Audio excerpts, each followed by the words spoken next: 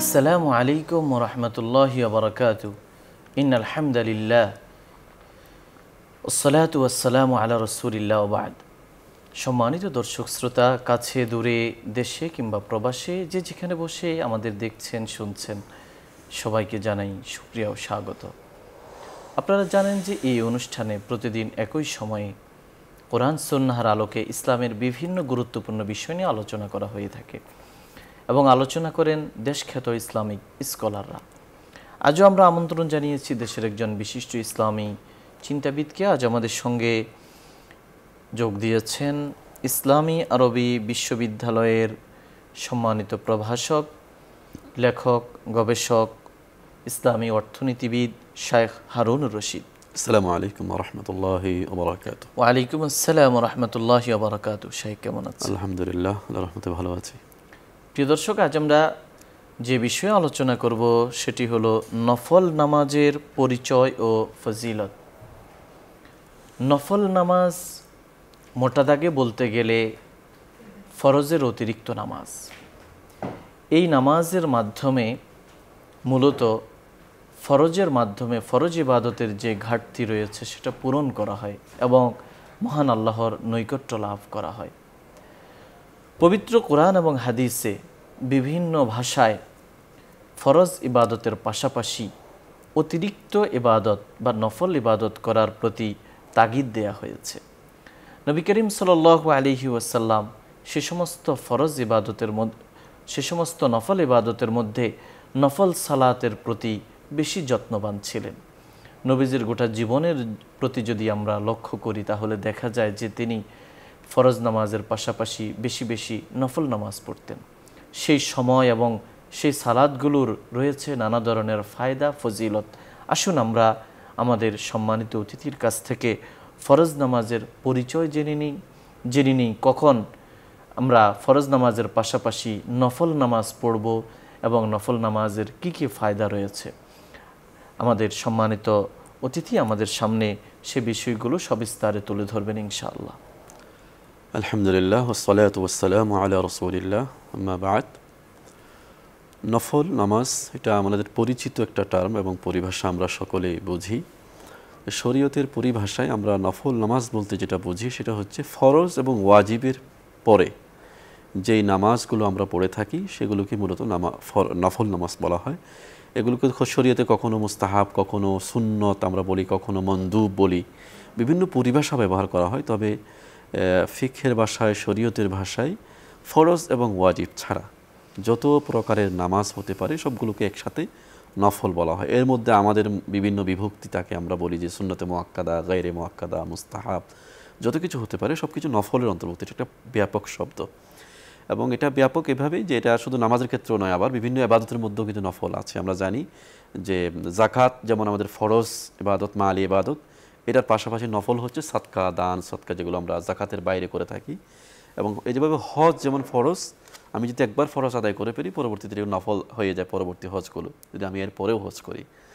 তারপরে হচ্ছে আপনার আমরা রোজা রাখি, রমজান শরীফের রোজা হলো ফরজ, পাশাপাশি রমজানের পরে আমরা যে সমস্ত রোজা রাখি, প্রতি মাসিক 3টি করে রোজা রাখা, প্রতি বৃহস্পতিবারে আপনার সোমবারে রোজা রাখা, মুহররমের রোজা রাখা, এরকম বিভিন্ন ধরনের যে হাদিসের মধ্যে বর্ণনা আছে এগুলো নফল রোজা। অর্থাৎ এক কথায় বলতে গেলে আমরা ফরজের বাইরে যেই ইবাদতগুলো করি, সেটা নামাজ হোক, সেটা রোজা হোক, সেটা হজ হোক, এগুলো হচ্ছে নফল ইবাদত এক কথায় আর কি। এগুলো আরবি শব্দ নফল, এটা যে কোনো অতিরিক্ত জিনিসকে নফল বলা হয়। নাফিলাতুন বলা হয়, তার বহু বছরে নামাফেল বলা হয় আরবিতে। তো সব কিছুকেই এটা ব্যাপকভাবে অন্তর্ভুক্ত করে এই শব্দটি। তো যদিও আমরা বিভিন্ন ভাগ এগুলোকে আবার ভাগ করে থাকি। তো ফরজের পরে যে নফল আমরা বিশেষত আজকের আলোচ্য বিষয় নামাজ, আমরা নফল রোজা, নফল অন্যান্য বিষয়গুলোর দিকে যাচ্ছি না, আমরা শুধু নফল নামাজ নিয়ে ইনশাআল্লাহ আলোচনা করব সংক্ষিপ্তভাবে।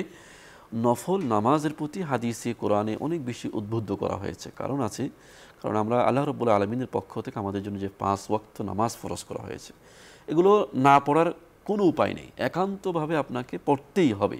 এগুলো হলো আপনার জন্য ফরজ দায়িত্ব, অর্থাৎ একান্ত করণীয় দায়িত্ব। অর্থাৎ এটা হলো এরকম যে আমার জন্য একটা চাকরি দেওয়া হয়েছে, 9টা to 5টা আপনাকে ডিউটি করতে হবে। এই যদি আপনি 1 ঘন্টা লেট করেন তাহলে আপনার বেতন কাটা যাবে, এরকম সিস্টেম।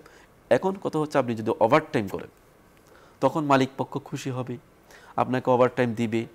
এই নফল নামাজগুলো হচ্ছে ওভারটাইমের মতো। আর আমাদের 5 ওয়াক্ত ফরজ নামাজ হচ্ছে এটা একান্ত পালনীয়, একান্ত আপনার করণীয়। এটা না করার কোনো উপায় নাই মুসলমান যদি আপনি হয়ে থাকেন। হ্যাঁ, যদি আল্লাহতে বিশ্বাস করেন, পরকালে বিশ্বাস করেন, মুসলমান হয়ে থাকেন, এই নামাজ না পড়ার কোনো সুযোগ নাই।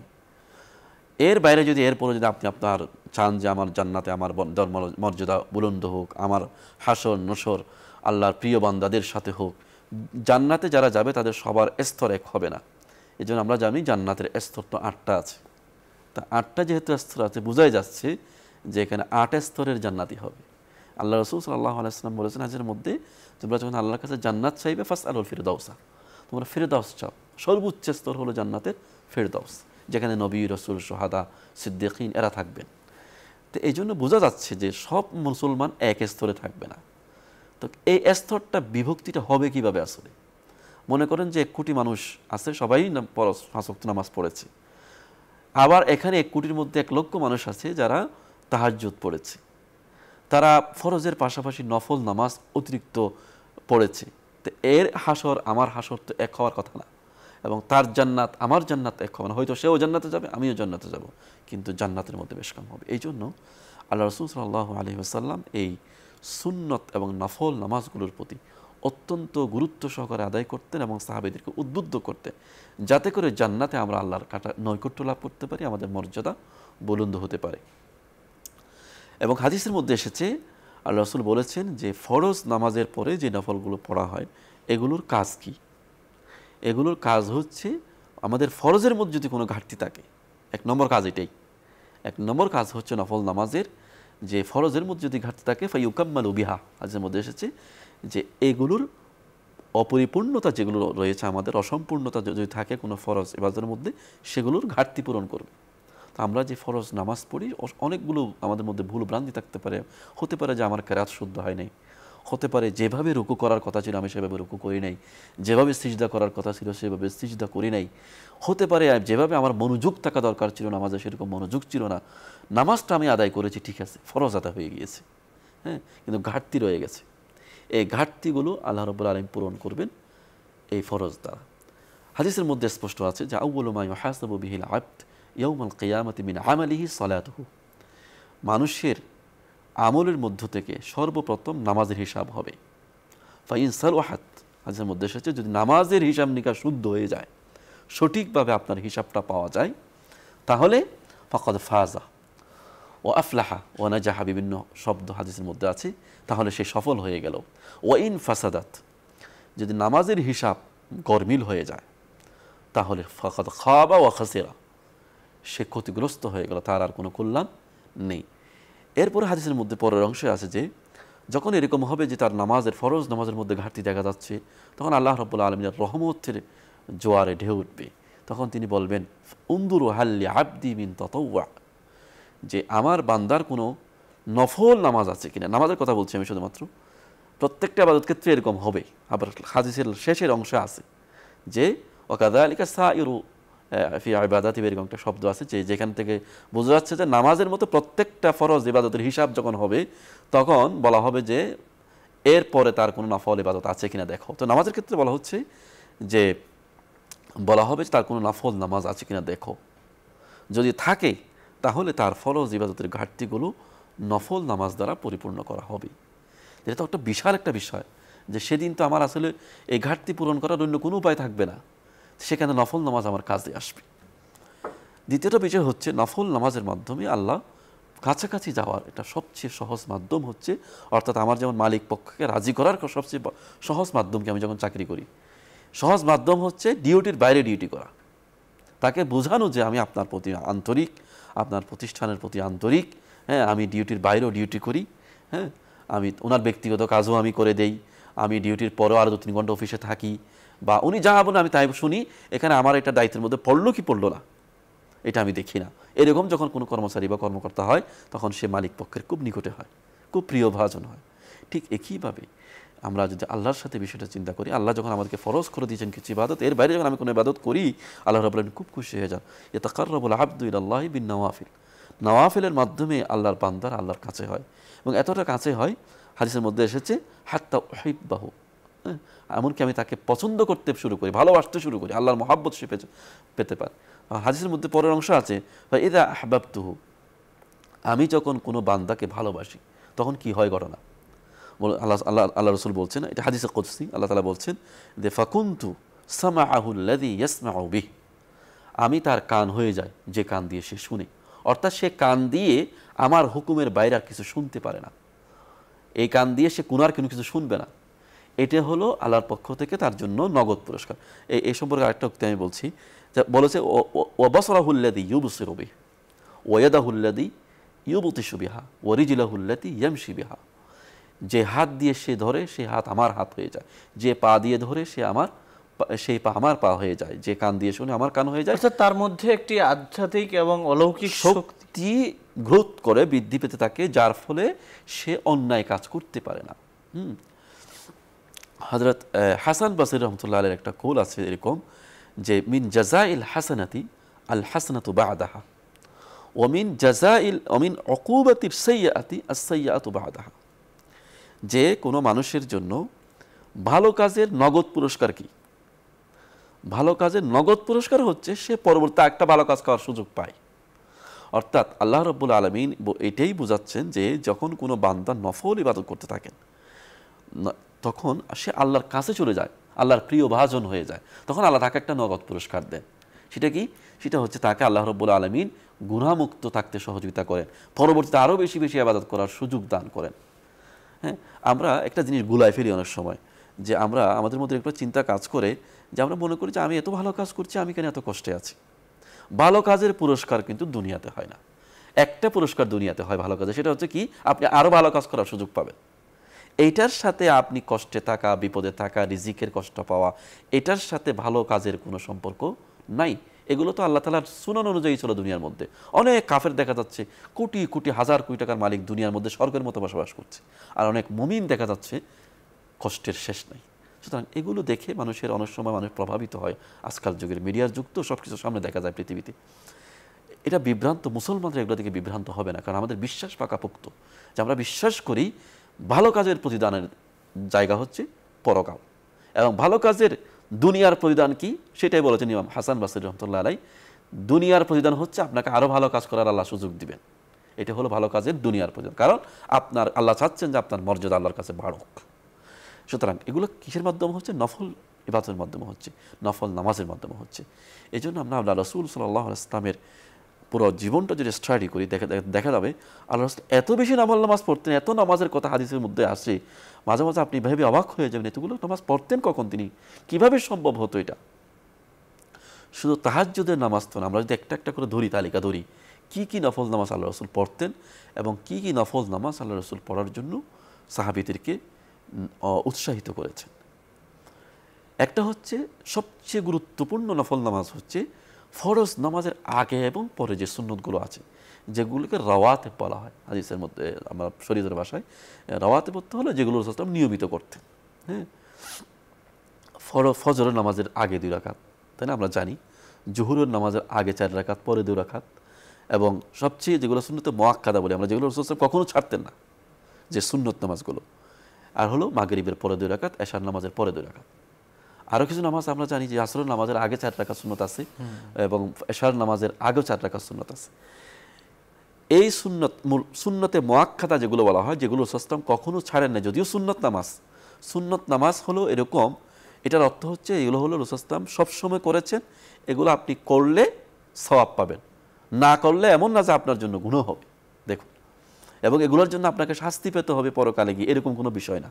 তবে আপনি যদি করেন তাহলে তারা আপনার মর্যাদা বাড়বে, আপনার ফরজের ঘাটতি পূরণ হবে, আপনার আমলনামায় অতিরিক্ত সওয়াব লেখা হবে, এবং আরও অনেকগুলো ফায়দা আপনি পাচ্ছেন। সুতরাং আল্লাহ রাসূল সাল্লাল্লাহু আলাইহি ওয়াসাল্লাম এই সুন্নতগুলোকে খুব গুরুত্ব দিয়ে আদায় করতেন। এখানে 12 রাকাত সুন্নত আছে, 12 রাকাত সুন্নত।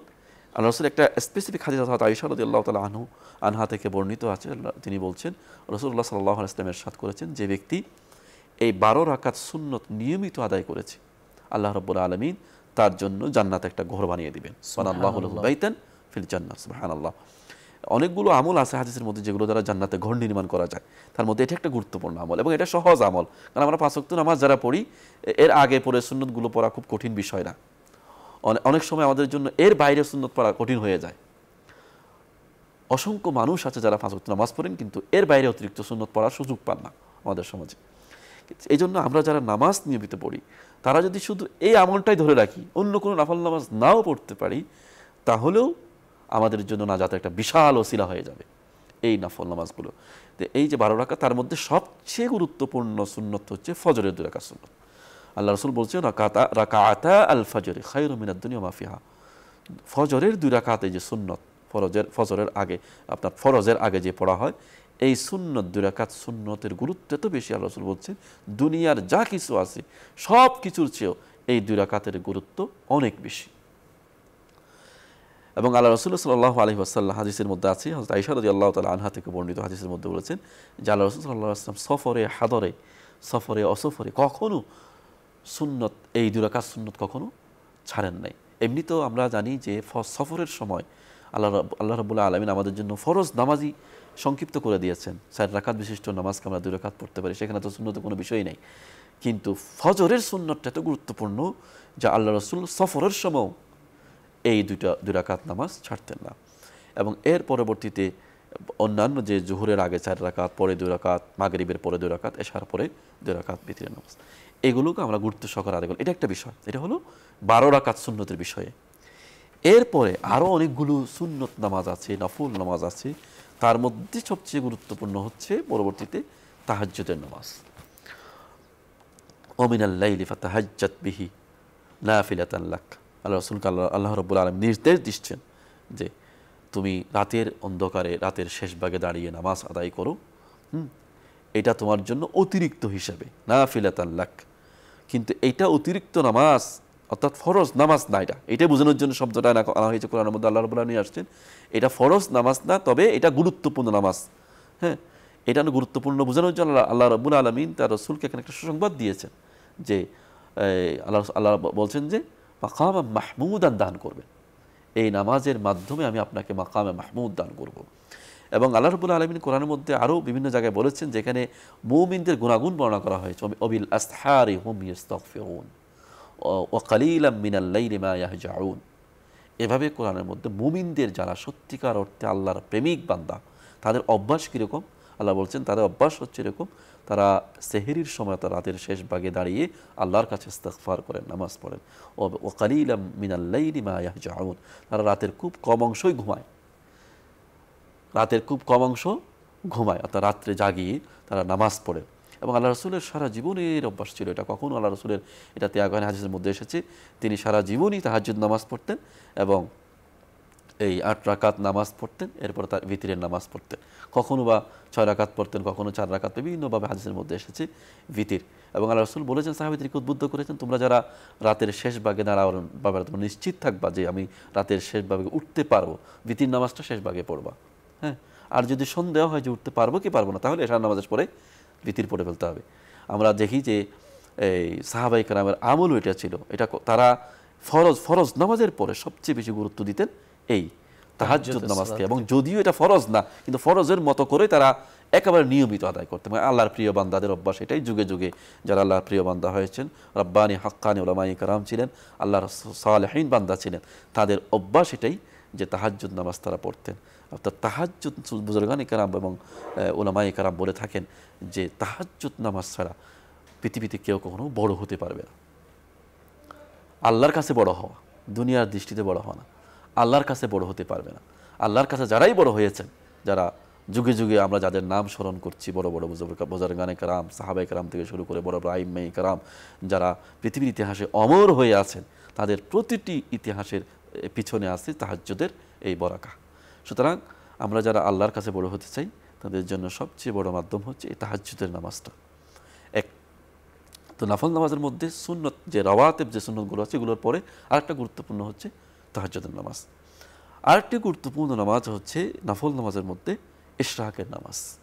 এটাও অত্যন্ত সহজ একটা আমল, যারা আমরা একটু যদি কষ্ট করা যায় আমলটা করা যায়। কিন্তু সেটা হলো আমরা যারা ফজরের নামাজ পড়ি, ফজরের আল্লাহ রাসূলের সুন্নত ছিল এটাই যে ফজরের নামাজের পরে তিনি জিকির আজকার করতেন। আমরা জানি যে ফজরের নামাজের পরে অনেকগুলো জিকির আজকারের বর্ণনা হাদিসের মধ্যে পাওয়া যায়। আসলে যারা এই জিকিরগুলো যদি করতে চায় কেউ, সেগুলো করতে করতে কিন্তু অলরেডি ইশরাকের ওয়াক্ত হয়ে যায়। হয়ে যায়। ইশরাকের অ্যাকচুয়াল ওয়াক্তটা কখন? আর এটাই ইশরাকের ওয়াক্ত হচ্ছে সূর্যোদয়ের সাথে সাথে, অর্থাৎ সূর্য উদিত হওয়ার পরে আনুমানিক 10 থেকে 15 মিনিট। হ্যাঁ, অর্থাৎ ফোকাহে কেরাম বলেছেন যে পরিপূর্ণভাবে সূর্য যখন উদয় হয়ে যাবে, হচ্ছে এরকম না, পরিপূর্ণ যখন উদয় হয়ে যাবে তারপর থেকেই ইশরাকের সালাত পড়তে হয়। অর্থাৎ আপনি ফজরের নামাজ যখন মসজিদে পড়লেন, এই যে সুনান যে মাসনুন যে দোয়াগুলো আছে, এই দোয়াগুলো আপনি পড়তে থাকলেন, অথবা দোয়া না পারলে কোরআন তেলাওয়াত করলেন। দোয়া যদি আপনার না থাকে আপনি কোরআন তেলাওয়াত করলেন, সূরা ইয়াসিন তেলাওয়াত করা সুন্নাত, সূরা ইয়াসিন তেলাওয়াত করলেন, সূরা আর রহমান তেলাওয়াত করলেন, কিছুক্ষণ আপনার নির্দিষ্ট অংশ যেটা আপনি প্রতিদিন তেলাওয়াত করেন সেই অংশটা তেলাওয়াত করলেন, করতে করতে দেখা যাবে খুব বেশি সময় নেই। এটা আমাদের এই বর্তমান সময়ে যখন আমরা 5টায় ফজর নামাজ পড়ি, তখন তো 5:30টার মধ্যেই আমার সূর্য উদয় হয়ে যায়, 5:30, 5:35, 40-এর মধ্যেই আপনি নামাজটা পড়তে পারেন, তাই না?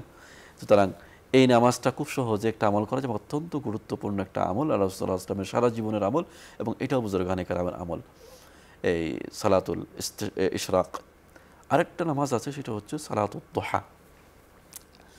এটা হচ্ছে দ্বিপ্রহরের পূর্বে পড়া, অর্থাৎ সূর্য যখন ঠিক দ্বিপ্রহর হয়, মধ্য গগনে থাকে যাওয়ার আগে, অর্থাৎ যদি সূর্য মধ্য গগনে যাওয়ার সময় হয় মনে করেন 11:30, আপনি নামাজটা পড়বেন 10টা বা 10:30 এই সময়ের মধ্যে, অর্থাৎ সূর্য মধ্য গগনে যাওয়ার আগে পড়া এই নামাজটা, এটা হলো বলে সালাতুদ দুহা। যদিও অনেক মুহাক্কিকিন, অনেক উলামায়ে কেরাম বলেছেন সালাতুল ইশরাক এবং দুহা একই বলার চেষ্টা করেছেন, তবে এটাই যে উলামায়ে কেরামের মত যে এটা দুইটা নামাজ আলাদা আলাদা, একটা হলো ইশরাকের নামাজ আর একটা হলো দুহার নামাজ। সূর্য উদয়ের পরপর যেটা পড়া হয় সেটা হলো ইশরাকের নামাজ, আর সূর্য উদয় হওয়ার পরে, পরিপূর্ণ হওয়ার পরে, মধ্য গগনে যাওয়ার আগে, অর্থাৎ সূর্য ঢলে যাওয়ার আগে, এটা হলো যে নামাজটা পড়া হয় দুহার নামাজ। সেটাই দুহার নামাজ। এটাও আল্লাহ রাসূলের অত্যন্ত প্রিয় আমল ছিল এবং রাসূল সাল্লাল্লাহু আলাইহি ওয়াসাল্লামের সারা জীবনের আমল ছিল এই নামাজ আল্লাহ রাসূল পড়তেন। দেখুন, আমরা যখন আল্লাহ রাসূলের এই আমলগুলো বর্ণনা করি, আমাদের মাথায় একটা জিনিস কাজ করে, সেটা হলো আল্লাহ রাসূল তো ঘরে বসে থাকতেন। আমাদের অনেক সময় মনে হয় যে আমরা যখন এই বর্ণনাগুলো করি, অনেকে ভাবেন তো তাহলে আল্লাহ রাসূল কি সবসময় ঘরে বসে থাকতেন, যে ফজর নামাজ পড়ে তিনি জিকির করছেন, তিনি এরপরে ইশরাকের নামাজ পড়ছেন, আবার কিছুক্ষণ পরে উনি 2 ঘন্টা পরে মনে করেন দোহার নামাজ পড়ছেন। হ্যাঁ, এগুলো যখন বর্ণনা করা হয় না, একটা চিত্র আমাদের সামনে ভেসে ওঠে, সেটা হচ্ছে মনে হয় যেন আল্লাহ রাসূল ওখানেই বসে থাকতেন। আল্লাহ রাসূল কিন্তু বসে থাকতেন না, উনি অত্যন্ত কর্মময় একটা জীবনযাপন করেছেন, অত্যন্ত ব্যস্ত সময় পার করতেন। কখনো জিহাদের ময়দানে ছিলেন, কখনো দেখা যাচ্ছে বিচার করতেন, কখনো বিভিন্ন ধরনের সমস্যা আসতো, সাহাবায়ে কেরাম সেগুলো করতেন, দাওয়াতের কাজে বের হতেন। তো এর ফাঁকেও কিন্তু এগুলো করতেন। এটাই এমন না যে তিনি ঘরে বসে থাকতেন আর সময় মতো আসে নামাজ পড়তেন আর জিকির করতেন, তাই না?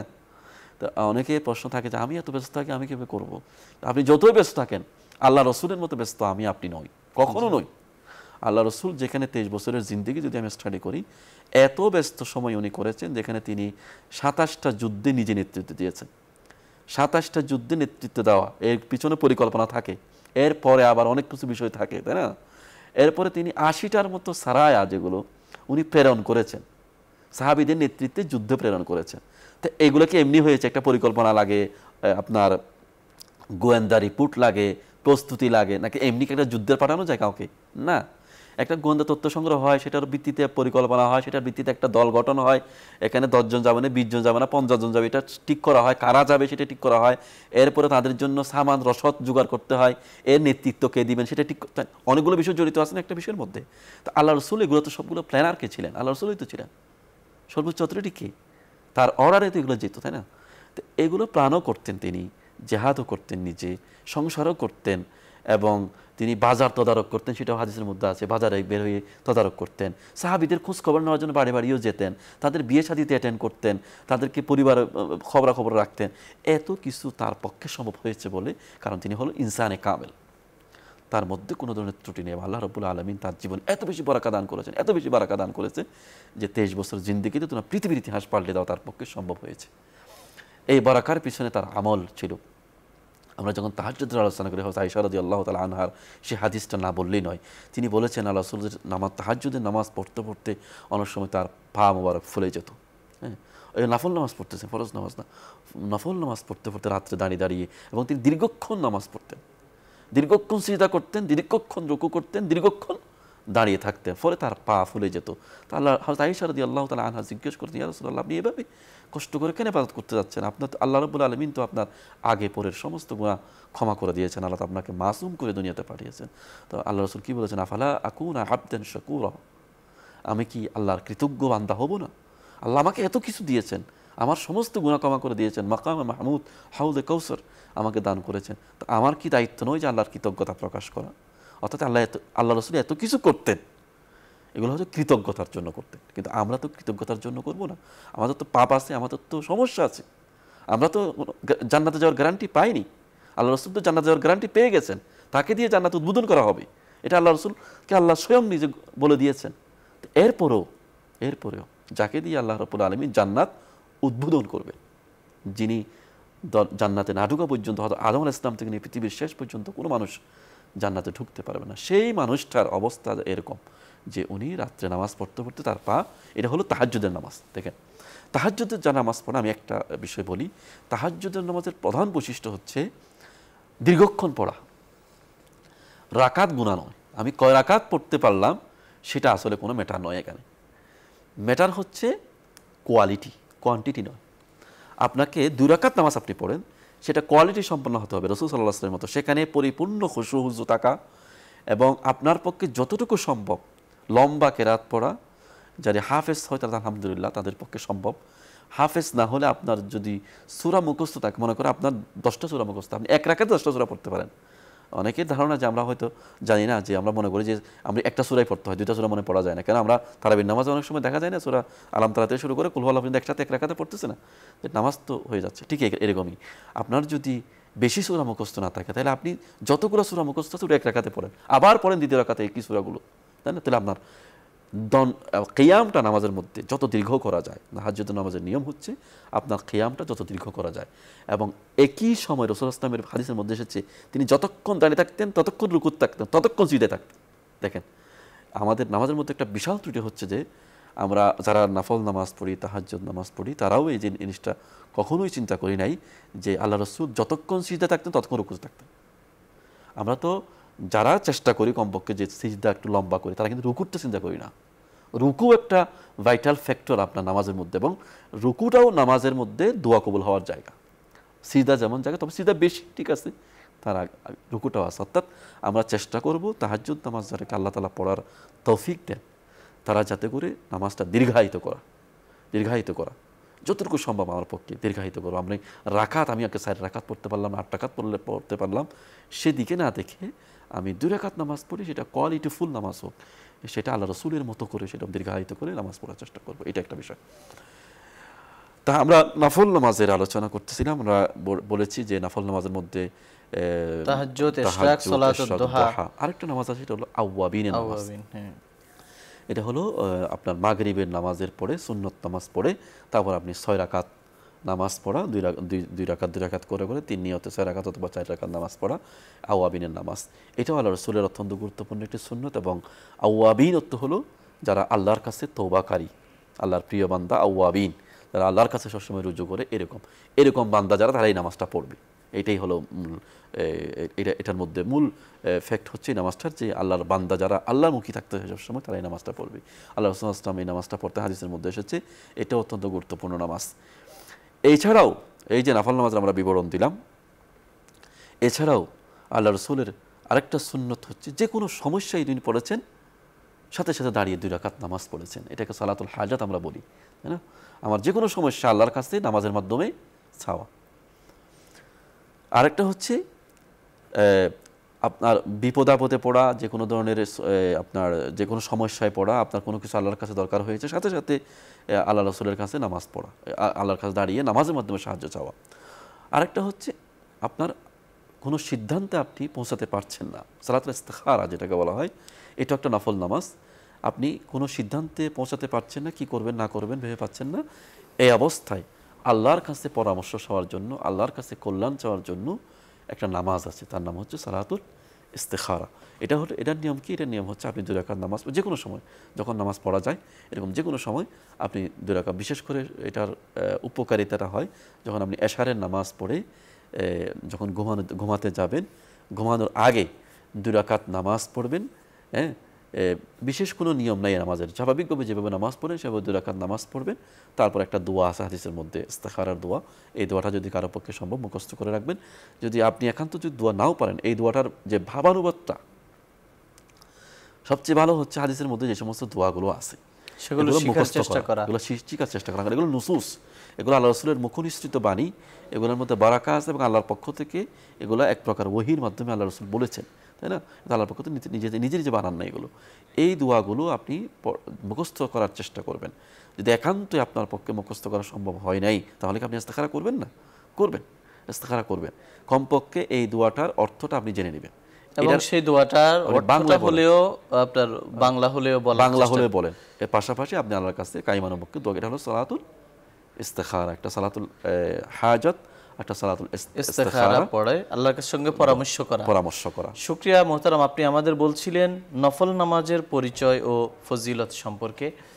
প্রিয় দর্শক, আজ আমরা এই আলোচনা থেকে যে বিষয়গুলো জানতে পেরেছি তা হলো ফরজ ও ওয়াজিবের পর অতিরিক্ত যে নামাজ পড়তে হয় তা নফল নামাজ হিসাবে ইসলামী শরিয়ার মধ্যে স্বীকৃত। এবং নফল নামাজ অনেকটা ওভারটাইমের মতো, নির্ধারিত ডিউটি যেটা ফরজ তার অতিরিক্ত ওভারটাইমের মতো হলো নফল।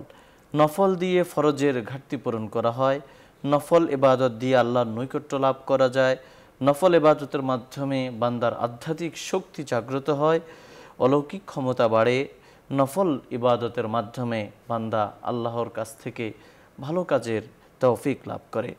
প্রিয় দর্শক, দৈনিক পুরো দিনে 24 ঘন্টার মধ্যে 12 রাকাত ফরজের অতিরিক্ত 12 রাকাত সুন্নতে মুআক্কাদা রয়েছে।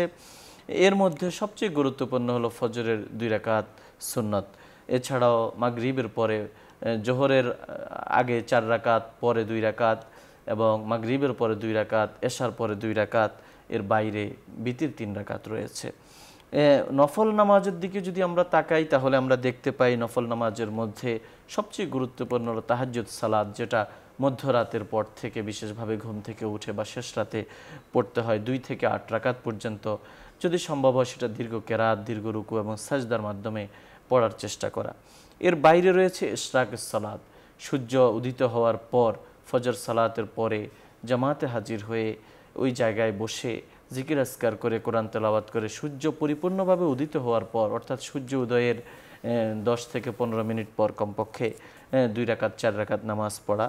এরপরে রয়েছে সলাতুদ দুহা, যেটা সূর্য মধ্য গগনে উঠে যাওয়ার বা ঢলে পড়ার আগ মুহূর্তে পড়া হয় 4 রাকাত নামাজ সলাতুদ দুহা। এর বাইরে রয়েছে মাগরিবের পরে আওয়াবিনের সালাত 6 রাকাত বা 4 রাকাত সুন্নতের সঙ্গে মিলিয়ে 6 রাকাত পড়া। এর পাশাপাশি রয়েছে সালাতুল হাজা, যে কোনো প্রয়োজনে বান্দা আল্লাহর কাছে নিজেকে সমর্পণ করবে, সেটা তার গুনাহের জন্য, ক্ষমা চাওয়ার জন্য হতে পারে। এর বাইরে রয়েছে যে কোনো সিদ্ধান্ত গ্রহণ করার আগে সালাতুল ইস্তেখারা, রাতের বেলা 2 রাকাত নামাজ পড়ে পবিত্রতার সঙ্গে ঘুমিয়ে এবং ওই 2 রাকাত নামাজের পরে বিশেষ দোয়া পাঠ করে আল্লাহর কাছে এই বিষয়ের প্রতি মনোযোগ দিয়ে যে আল্লাহ তুমি যদি এখানে কল্যাণ রাখো আমাকে এই কাজ সহজ করে দাও, করার তৌফিক দান করো, যদি অকল্যাণ রাখো এর থেকে আমাকে হেফাজত করো, এভাবে আল্লাহর কাছে দোয়া করে ঘুমিয়ে পড়া। এই নফল ইবাদতগুলো যদি আমরা বেশি বেশি করতে পারি, কিয়ামতের দিবসে যখন আমাদের আমলের ঘাটতি দেখা দিবে, সংকট দেখা দিবে, সেই মুহূর্তে এই নফলগুলো আমাদের পরকালের বেড়ি পার হওয়ার জন্য বড় উপলক্ষ হয়ে যাবে। মহান আল্লাহ আমাদের সবাইকে ফরজ ইবাদতের পাশাপাশি, ফরজ সালাতের পাশাপাশি নফল সালাত আদায় করার তৌফিক দান করুন। প্রিয় দর্শক, আলোচনার এই পর্যায়ে আমরা সংক্ষিপ্ত মোনাজাতে অংশগ্রহণ করব। আপনারা চাইলে আমাদের সঙ্গে মোনাজাতে শামিল হতে পারেন। اللهم صل على سيدنا ونبينا مولانا محمد وعلى آله وصحبه أجمعين. اللهم لك الحمد كما ينبغي لجلال وجهك وعظيم سلطانك. اللهم لك الحمد كله ولك الشكر كله وإليك يرجع الأمر كله. اللهم أنت ربي لا إله إلا أنت، خلقتني وأنا عبدك وأنا على عهدك ووعدك ما استطعت. أعوذ بك من شر ما صنعت، أبوء لك بنعمتك علي وأبوء بذنبي فاغفر لي فإنه لا يغفر الذنوب إلا أنت. اللهم إني أسألك بأني أشهد أنك أنت الله لا إله إلا أنت الأحد الصمد الذي لم يلد ولم يولد ولم يكن له كفوا أحد لا إله إلا الله وحده لا شريك له له الملك وله الحمد وهو على كل شيء قدير سبحان الله والحمد لله ولا إله إلا الله والله أكبر ولا حول ولا قوة إلا بالله ربنا ظلمنا أنفسنا وإن لم تغفر لنا وترحمنا لنكونن من الخاسرين ربنا آتنا في الدنيا حسنة وفي الآخرة حسنة وقنا عذاب النار رب ارحمهما كما ربياني صغيرا رب ارحمهما كما ربياني صغيرا رب ارحمهما كما ربياني صغيرا ربنا هب لنا من أزواجنا وذرياتنا قرة أعين وجعلنا للمتقين إماما وجعلنا للمتقين إماما يا رب العالمين يا أرحم الأرحمين يا أكرم الأكرمين يا أجود الأجودين يا أول الأولين يا رب العالمين يا الله